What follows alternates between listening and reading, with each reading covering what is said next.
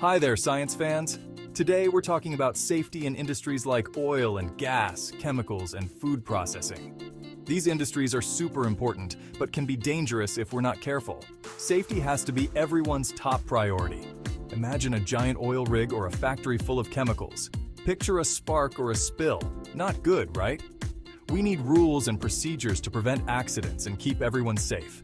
Safety isn't just about avoiding big accidents. It's also about preventing small mistakes. A chemical spill might seem minor, but could release harmful fumes. Safety is everyone's responsibility. Whether you're a CEO or a worker, you have a role in keeping everyone safe. By working together and following guidelines, we can create a safer work environment. Let's talk about what makes an area hazardous. It's a place where there's a risk of fire or explosion due to flammable materials. You wouldn't want to light a match near a puddle of gasoline, right? We divide hazardous areas into zones based on the likelihood of a dangerous atmosphere. Zone 0 is the most dangerous, with continuous explosive gases. Think of it like the area right next to a gas leak. Zone 1 is less dangerous, likely during normal operations. Zone 2 is the least dangerous, unlikely but short if it occurs.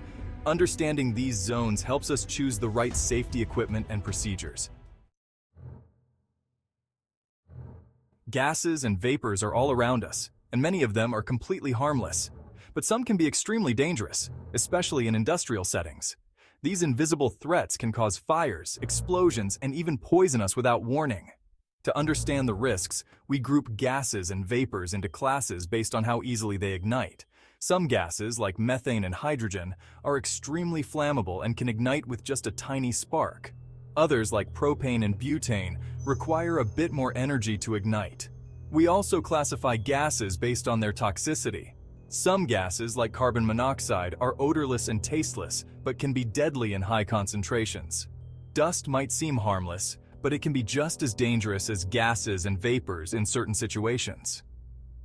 Knowing the properties of different gases, vapors, and dusts is essential for assessing the risks in a particular area and implementing the appropriate safety measures.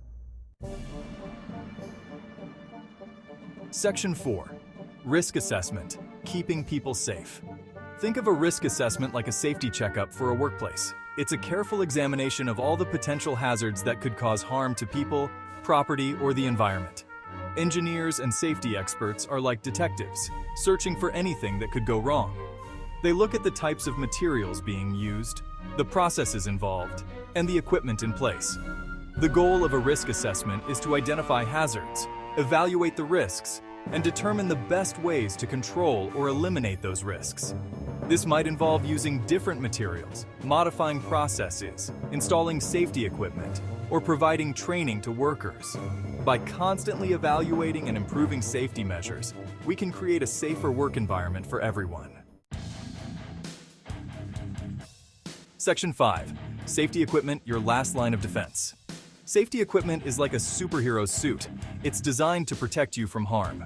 But just like a superhero needs to choose the right suit for the mission, we need to use the right safety equipment for the specific hazards we're facing. In areas with flammable gases or vapors, we use explosion-proof equipment. This type of equipment is specially designed to prevent sparks or hot surfaces that could ignite the atmosphere. Other essential safety equipment includes gas detectors, which can sniff out dangerous gases and vapors before they reach dangerous levels. Respiratory protection, like respirators and masks, can protect our lungs from harmful fumes and dust. Safety showers and eye wash stations provide immediate decontamination in case of chemical spills.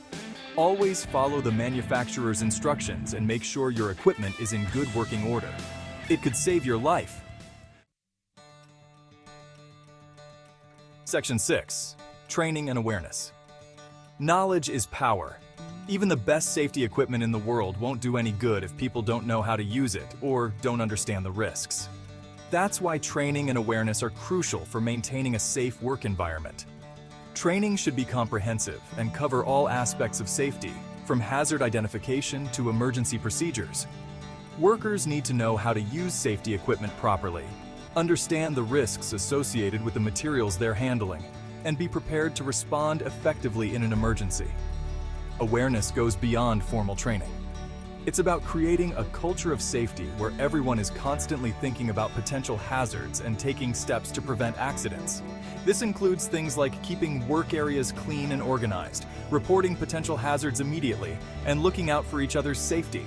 By investing in training and promoting awareness, we can empower workers to make smart decisions and create a safer workplace for everyone.